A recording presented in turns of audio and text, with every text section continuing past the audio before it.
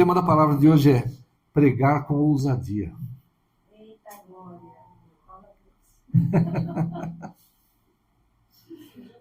Vamos ler Mateus 10, 27. Aqui Jesus falando.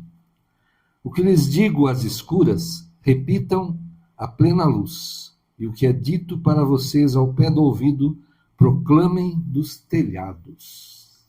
Olha que só Jesus falou. Né? O que ele falava ali, né?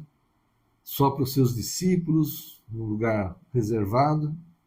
Nós temos que falar à luz do dia, nós temos que proclamar dos lugares altos, em todos os lugares, para que muitos possam ouvir. Aleluia. E pregar o evangelho exige fé e ousadia. Pode parecer difícil, mas é um ato de amor ao próximo, e é a nossa missão aqui na Terra. Missão. Ordenança do Senhor, ordem do Senhor para que a gente cumpra. Pregai o evangelho. Amém? Pregar é compartilhar a mensagem de Jesus e os ensinamentos contidos na Bíblia. É convidar as pessoas para conhecerem a salvação, a esperança, o amor que só Deus pode proporcionar. Só Deus. Não tem outro lugar, não tem outra fonte, não tem outra forma. Não? Salvação, esperança, segurança, paz, tranquilidade. Só Deus. Aleluia. O resto é tudo tentativa, né? Uma aproximação, mas na verdade essas coisas só Deus é que pode nos dar mesmo. E podemos fazer isso testemunhando o que vivemos e vimos, ou compartilhando a palavra que recebemos. Né? Às vezes a gente ouve uma palavra que toca profundamente, né? Que mexe com você, alguma situação que você viveu, que você está vivendo.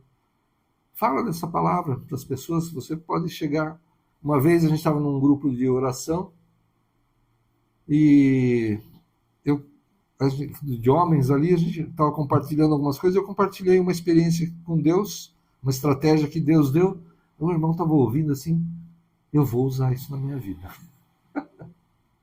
Então Deus opera na tua vida, Ele pode operar na vida de outras pessoas, um testemunho que você dá, pode transformar a situação, trazer uma solução para uma vida, né? Para alguma coisa muito grave, muito pesada, muito problemática que está acontecendo, né? Pode ser em família, pode ser nas redes sociais, no trabalho, quando é possível, né? Pode ser na rua, com alguém que você nem conheça. Né? Às vezes a gente faz essas doideiras aí de sair pregando o evangelho para qualquer um, né? E Deus toca, aleluia. Pregar, além de falar e testemunhar sobre Cristo, é também agir conforme Jesus nos ensinou e deu muitos exemplos também, né? E fazendo um paralelo, né? Como é que eu posso dizer a uma criança, fumar faz muito mal à saúde, pode te matar, se eu mesmo fumo? Né? Então, se eu quero falar de amor, de paciência, de tolerância, né, de compaixão, eu tenho que viver essas coisas. Eu tenho que agir dessa forma. Então, eu preciso buscar ser um exemplo. As minhas atitudes e reações têm que honrar a Deus, para que o nome dele seja exaltado. Aleluia. E o contrário é muito ruim, né? Quando a gente fala, isso aí fala que é servo de Deus e está fazendo tal coisa. E para apontarem o dedo para a gente, né? Pode 10 fazerem a mesma coisa, mas você é servo de Deus, está fazendo aquilo. Ah, opa, é você que está lá. E aí me veio agora, né? Por que será que acontece isso? Só porque eles querem detonar a gente e tal? É porque a gente está na luz. E a luz revela todas as coisas. Quem está em trevas, né, é mais difícil de ser visto, né, de ter destaque. Nós estamos na luz. Então, o que nós fazemos é destacado. É preciso crer naquilo que se fala, senão será vazia essa pregação. É preciso clamar e confiar em Deus para que Ele lhe dê sabedoria. Então, se você vai pregar, você vai no hospital orar pelas pessoas, você vai falar com alguém tentando aconselhá-la sobre alguma coisa, você precisa acreditar que Deus opera, que Deus faz. Né? Se você não acredita, vai ficar uma coisa falsa, né? Assim, vai ser uma atuação. Né? Então não pode ser assim. Se você não acredita, não vai passar vergonha, você vai acabar sendo envergonhado pelo inimigo. É preciso empatia, isso é muito importante, sabe? tentar se colocar no lugar do outro, não menosprezar os sentimentos e a dor do outro, mas com amor buscar fortalecer essa vida, mostrando e testemunhando sobre o poder transformador de Deus. Chegar uma pessoa que está lá sofrendo, que está com problema na família, que está, sei lá, endividada, e menosprezar isso, e falar, não, você está fazendo tempestade em copo d'água e tal. Tem empatia. A pessoa está sentindo uma dor? Ela está sentindo uma dor, é verdade. Ela está passando um problema financeiro? Tá. Está passando um problema na família? Tá. E aí? Você vai buscar a sabedoria do Senhor, e o Senhor vai usar a tua vida para aconselhar, sabe? Para fortalecer aquela pessoa, para levantar, para convidar para vir para a igreja, para ouvir uma palavra. Se você acha que você tem pouca experiência, mas está ali tentando pregar, evangelizar, fala, vamos lá falar com os pastores, eles vão orar conosco, com você, Deus vai falar, vai trazer uma solução, sabe? Faz isso. Mas não menospreze, não despreze a dor, o sofrimento das pessoas. E é preciso ousadia. Vamos encontrar resistência e indiferença, mas precisamos estar preparados para isso, né? Com certeza, vai ter muita gente que não vai dar nem atenção. Fazer o quê? Né?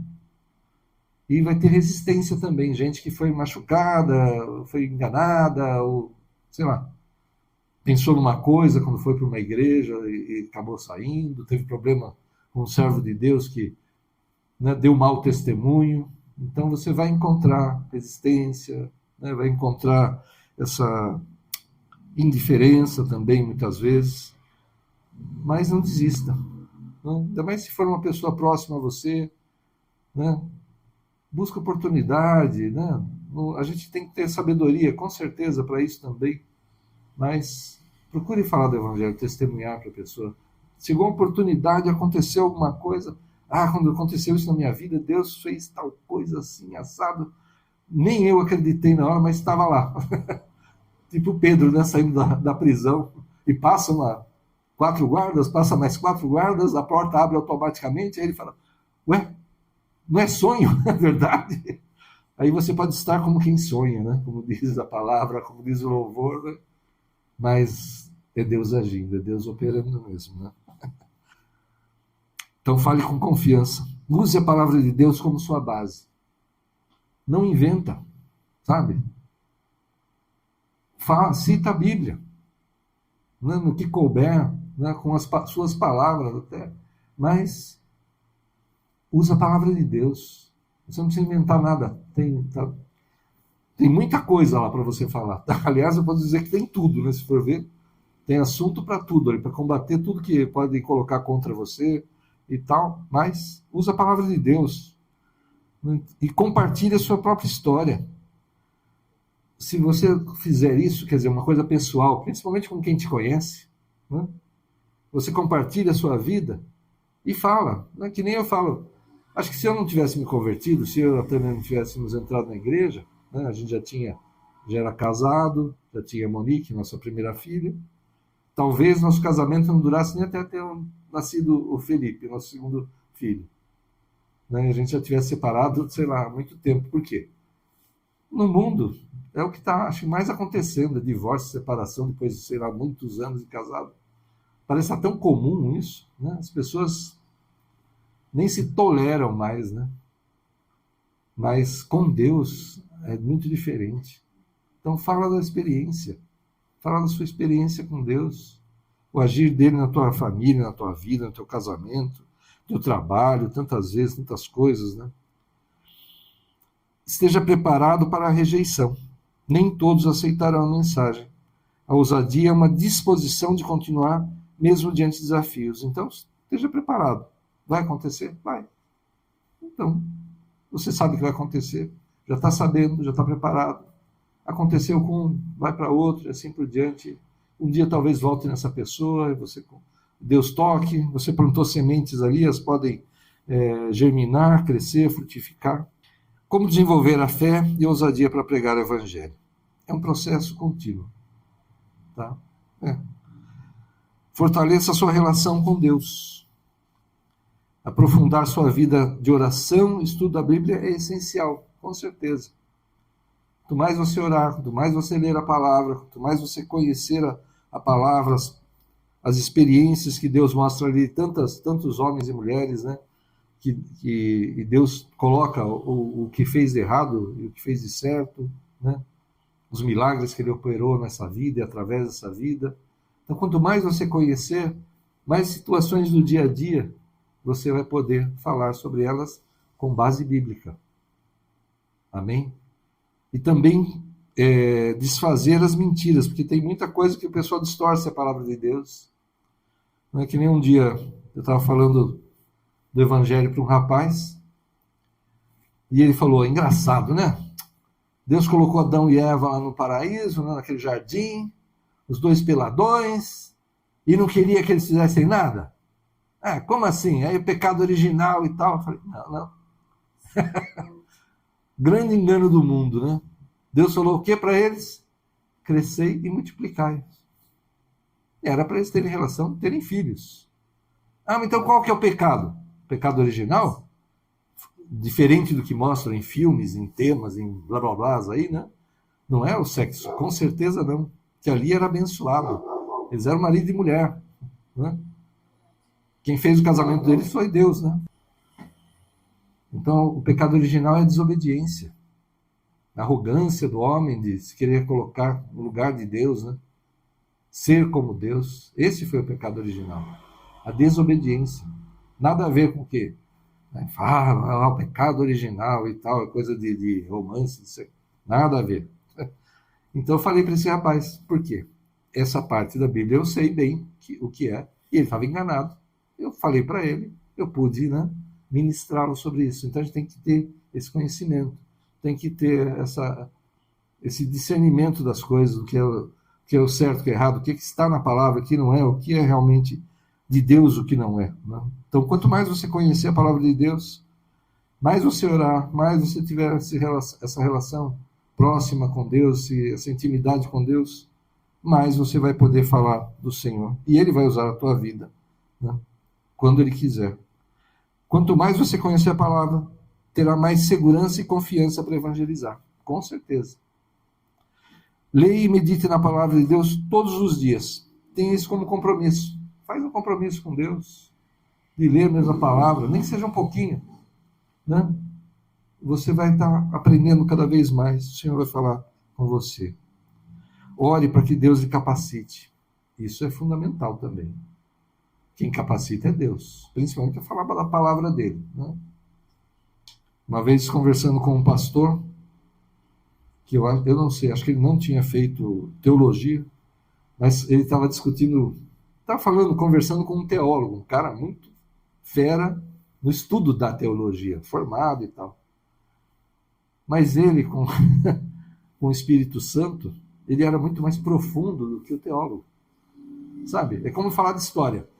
E Cabral chegou no Brasil com as caravelas, viu os índios e tal, não sei o quê. Conhece a história? Está escrito lá. Mas a gente vive, né? A gente vive a palavra de Deus, né? Vive os milagres, né? Vive o mover de Deus. É diferente, né?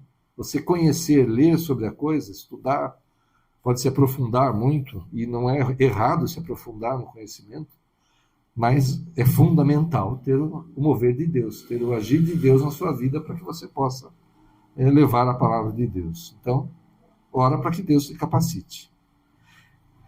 Prepare-se para perguntas difíceis sobre o mal que há no mundo, sobre tragédia, sofrimento, né? Se Deus é bom, por que tem o mal no mundo? Tanta violência, tanta tragédia, enchente, terremoto, deslizamento de terra, tanta gente morre. Ele é bom, mas ele não impede isso. Então ele não é todo poderoso, senão ele poderia impedir tudo isso, né? Vou fazer essas perguntas para você. Ou ele é bom, ou ele é todo poderoso. Ou ele não é todo poderoso, ou ele não é bom. Como é que você sai dessa? Eu tenho para mim que o que Deus queria para nós está só no comecinho da Bíblia, ó. Até o capítulo 2 de Gênesis. Ele criou os céus e a terra, né? Criou tudo que é vivo, né?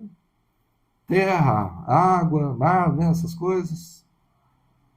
Criou um jardim maravilhoso, colocou o homem e a mulher ali, crescei e multiplicai-vos. Não falou nada sobre doença, sobre morte, sobre violência, sobre mal, nada disso. Aí o homem desobedeceu, se afastou de Deus, e aí começa essa fase que a gente está vivendo agora, do terceiro capítulo de Gênesis para frente. Por que o mundo é assim? Nós que fizemos, nós que deixamos assim. Ah, tá, mas Deus podia. Podia. Deus tem todo o poder, inclusive ele podia fazer assim, ó. Apaga todo mundo aqui, ó, tchau. Sopra, acabou todo mundo, começa de novo. Ele tem poder para isso, se ele quiser. Eu acho que ele não quis. E ele sabia que ia acontecer tudo isso? Ele não é onisciente? Deus não é onisciente? Então ele sabia que ia acontecer tudo esse mal. Sabia. E mesmo assim ele fez homem? Fez. Por que ele fez homem? Ah, bom, eu já não sei. Aí tem que perguntar para o autor. Porque ele não queria, com certeza ele não queria robozinho, porque fazer robozinho até a gente faz, né? Vai lá, anda, pula, dança, tal, né? Programado para aquilo. Ele não queria robozinhos, ele queria seres inteligentes que pudessem ter um relacionamento com ele. Ele queria filhos. Ele não queria bichinho de pelúcia, ele não queria robozinho. E ele sabia que ia acontecer isso, sabia. Sabia que ele ia ter que morrer na cruz, sabia. Ele sabia que teria que vir à Terra e morrer na cruz por nós e fez o homem dessa, e fez a humanidade, né? Mesmo assim. Perguntas difíceis virão. Medite, prepare-se para isso, porque vamos fazer essas perguntas para você. Então participe de estudos bíblicos, leia a mesma palavra, converse, tire dúvidas você mesmo com pessoas mais experientes no Evangelho, né? Ah, interessante também. Prepare testemunhos curtos, prepare, sabe, lembra de historinhas, já deixa isso engatilhado ali para você contar suas historinhas, né? Seus testemunhos, porque é legal, né? Você vai compartilhar uma situação e com a riqueza de detalhes, com a sua voz, com o seu, né, modo de expressar, a pessoa vai ver que é verdade. E quem te conhece sabe que é verdade, né? Então, é bem legal isso aí. Você já vai preparado para alguns testemunhos. E outra coisa, não pode fazer que nem eu. Fala. Tenta dialogar. Senão vai ser aquele negócio. Vamos parar com isso porque não há mais monólogo entre nós. Sabe aquela piada, né? Que diz assim, só a pessoa fala. Não há mais monólogo entre nós. Então deixa a pessoa falar, pergunta, né? Faz ela participar também. Senão vai ser um descarregar de coisa que você está no entusiasmo ali, né? Mas tenta conversar que é melhor, né? E seja cuidadoso quanto à crença atual da pessoa, né? Vá mostrando como Cristo trata cada situação com sabedoria e mostrando a verdade. Mas eu sou devoto de Nossa Senhora, que ela fez milagres na minha vida e tal. Realmente, Maria foi uma mulher usada por Deus poderosamente, suportou uma coisa assim muito pesada. Ver o filho dela, nasceu dela, ser tratado daquele jeito, morrer na cruz daquele jeito, foi um sofrimento gigante para ela, com certeza. E Deus escolheu uma pessoa que sabia que podia resistir. Uma pessoa que aceitou, numa época daquelas, estar grávida sem estar casada. Olha só. Realmente Maria foi uma mulher excepcional. Mas ela foi uma mulher excepcional, uma serva de Deus. Com certeza tem o seu lugar no céu. Mas Jesus falou, eu sou o caminho, a verdade e a vida. Ninguém vem ao Pai a não ser por mim. Não é por Maria, por Paulo, por José, por João, Sebastião, seja lá quem for. Sabe? É você tentar explicar para a pessoa por que não é. Né? Por que não é? Espírita e tal, não sei o que lá. O homem está determinado, está na palavra. Morrer uma vez e depois virá o juízo. Não tem esse negócio de ficar indo e voltando, morrendo, revivendo e tal? Não tem. Mas a Bíblia fala que ressuscitou. Ressuscitou, não reencarnou. Aí Jesus encarnou. Jesus encarnou, ele não reencarnou. Sabe? Então, sabe esses detalhes? Ó, tá vendo? Jesus encarnou, ou seja, ele é espírito, ele se tornou um homem, ele encarnou, ele assumiu um corpo humano, viveu num corpo humano, e morreu, ressuscitou e voltou para o céu. Então ele não reencarnou, ele encarnou. Né? E quem morreu e ressuscitou, não reencarnou, era a mesma pessoa. Ela só não estava mais morta. Lázaro, vem para fora. Era Lázaro ainda, não era um bebê que nasceu de novo ali e veio no colo de alguém lá, agora é Lázaro, tá vendo? Ele nasceu de novo aí. Então você tem que ter essa sabedoria para poder tratar esses assuntos. Então, não é aceitar a crença do outro, é que você consiga mostrar que a crença dele não tem a ver com a palavra de Deus, não tem a ver com aquilo que Cristo. Porque no Brasil, dificilmente você vai encontrar alguém, fora aqueles que são declarados ateus, vamos dizer assim, que não acreditem em Jesus. Né? Pode ser católico, pode ser espírita, pode ser várias denominações aí que não são evangélicas, né, que não seguem exatamente a Bíblia, mas acreditam em Jesus. Então, quando você coloca, Jesus falou isso, está escrito assim, isso e tal, sabe? Você vai conseguindo trazer a pessoa para a verdade. E conhecereis a verdade, e a verdade vos libertará. Você vai levar a verdade para que essa pessoa seja liberta dessas coisas. Eu fui chato pra caramba. Imagina, eu sou chato. Eu só não tenho. Eu vou fazer uma carteirinha de chato qualquer dia para ser chato de carteirinha, sabe? Imagina a pessoa pregando para mim, sem eu ser evangélico, tive que ser convertido, né? Imagina isso, então. Haja paciência. Mute a paciência para tratar com um Júlio da vida aí para pregar o evangelho. Mas, glória a Deus, Deus operou. Fale o que Cristo fez na sua vida, na sua família, no seu casamento, no seu modo de agir, de pensar. Em nome de Jesus, você vai falar dessas coisas, vai ser mais testemunho, né? Sabe, a história é a verdade, não tem como você errar. Você está falando da sua história, da sua vida, do que Deus fez. Né? Então, não tem medo, tenho medo de falar coisa errada. Você vai estar falando da sua vida, do que Deus fez na tua vida. Então, não tem erro aí, né? Algumas das coisas que as pessoas mais buscam são o quê? Paz e esperança. Não é verdade? Você chega num dia cansado do trabalho, chega em casa, você quer paz. Você quer dar uma sentada ali, relaxar, descansar. Tá certo que depois vem algumas coisas, tem que resolver tal coisa, mas você está na tua casa, você quer paz. E você tem esperança, né? Quer ter essa esperança. E é muito interessante, sempre lembro disso. Tem pessoas que não acreditam em Deus, né? Ou pelo menos não têm uma fé mesmo assim, e falam, eu gostaria de ter essa fé que vocês têm. Por quê? Porque nós temos esperança. Estou passando por um problema? Estou passando por um problema. Eu não vou morrer nesse problema, não vou ficar nesse problema. Eu tenho um Deus por mim, né? Tenho meu bom pastor. E a vontade dele, o plano dele é que vai se realizar na minha vida. Em nome de Jesus, eu tenho esperança. E quem pensa que não há nada além dessa vida, que não há o sobrenatural, o espiritual, né? Ele está confiando só na força dele, na inteligência dele, nos recursos dele, na influência dele. Quando essas coisas vão acabando, vão chegando no seu limite, acabou. Sabe? Acabou, simplesmente acabou. Ele não espera, não tem expectativa de mais nada, né? Ao contrário da gente, quando eu já falei isso várias vezes em situações que eu vivi, Senhor, eu já fiz tudo que eu podia da minha parte. Opera, Senhor. E o Senhor resolveu a coisa no mesmo dia, de um dia para o outro, uma semana, em meses, conforme a situação, o Senhor operou. Essa é a diferença. E tem pessoas que elas, sincera, até que é interessante, né? A pessoa é sincera. Ela fala, eu gostaria de ter essa esperança. Eu não tenho, mas eu gostaria de ter. Que pena, né? Está aí para todos. Né? Jesus quer que todos se salvem. Né? Deus quer que todos se salvem. Né? Não apenas alguns, mas, como ele mesmo falou, né?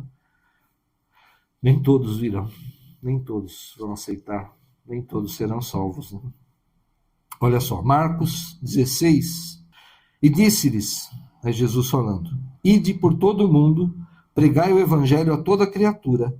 Quem crer e for batizado será salvo. Mas quem não crer será condenado. Olha a responsabilidade que nós temos. Quem crer e for batizado será salvo. Quem não crer já está condenado. Esse crer, eu entendo que envolve alguém ouvir, entender o que está ouvindo, ter a possibilidade de dizer, eu acredito, eu aceito, ou eu não acredito, eu não aceito. Então a pessoa precisa ouvir.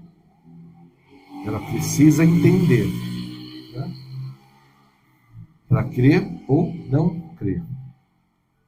Então aquele que crer e for batizado será salvo. Aquele que não crer já está condenado. Então essa responsabilidade está sobre a igreja. De que nós preguemos o evangelho, que a gente leve a palavra de Deus. Ah, mas Deus perdoa o tempo da ignorância. Perdoa. E aí que está. O que é a ignorância? Será que no Brasil, né, do jeito que é, né, apesar de muito católico e tal, mas não conhece? Né? Não viu um filme sobre a paixão de Cristo? Né? A pessoa não conhece o evangelho, nem que seja assim, né, por uma coisa meio superficial, mas ele conhece. Ele sabe quem foi Jesus. Né? Será que a pessoa é ignorante mesmo? Paulo fala, acho que em Romanos, que a natureza mostra a existência de Deus. Que o homem é indesculpável só por ver a natureza, só por ver a vida, só por ver tudo que acontece. Ele já está vendo uma prova da existência de Deus. Então o homem se torna indesculpável. Então pregar o evangelho é levar vida eterna. Ou deixar de pregar o evangelho é, vamos dizer assim, colocar a pessoa no risco da condenação eterna. Olha a responsabilidade que está sobre nós, que somos igreja. Nós precisamos ter essa ousadia. Nós precisamos levar a palavra. Porque quem não recebe a palavra está nesse risco da condenação eterna.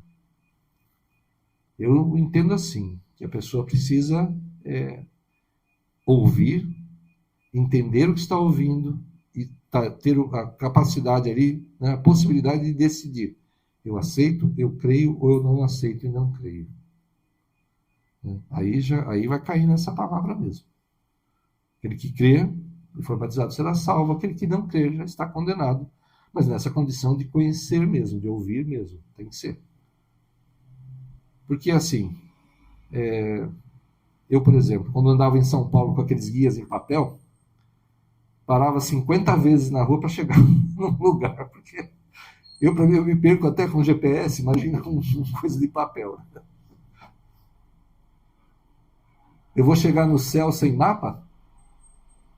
Sem o GPS de Cristo? Né? Chega. Né? Um dia chega, pode ser, mas olha... Pode ser não, com certeza vai ser muito, muito mais difícil.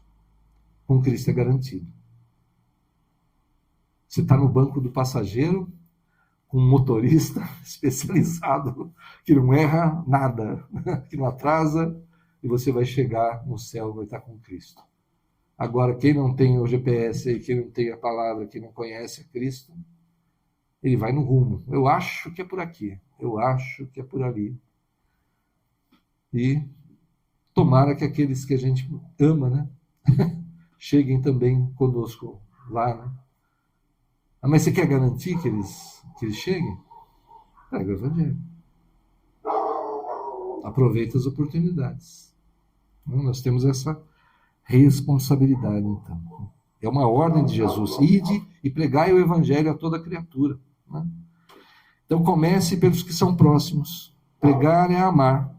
mesmo que alguns não entendam isso. Tem gente que vai resistir, vai brigar com você.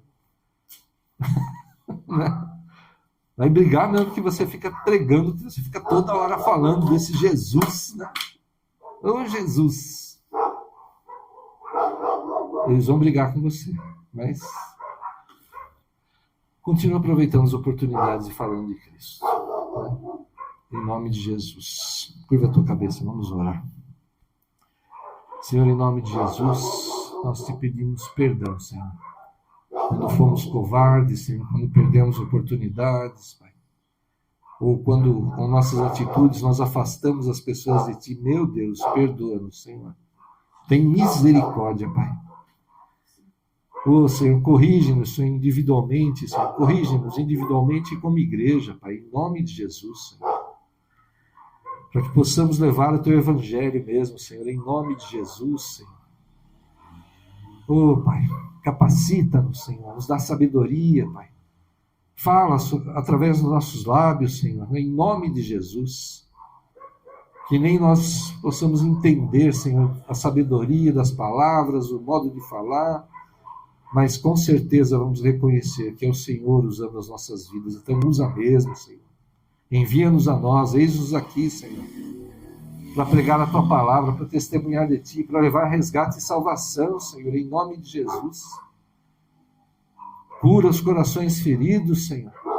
Traz de volta os que se afastaram, que foram magoados, que desanimaram, Senhor, que não entenderam a Tua palavra, que não entenderam o Teu agir. Traz a memória, Senhor, que lembremos dessas vidas, Senhor, que as busquemos mesmo, Senhor, em nome de Jesus, Senhor.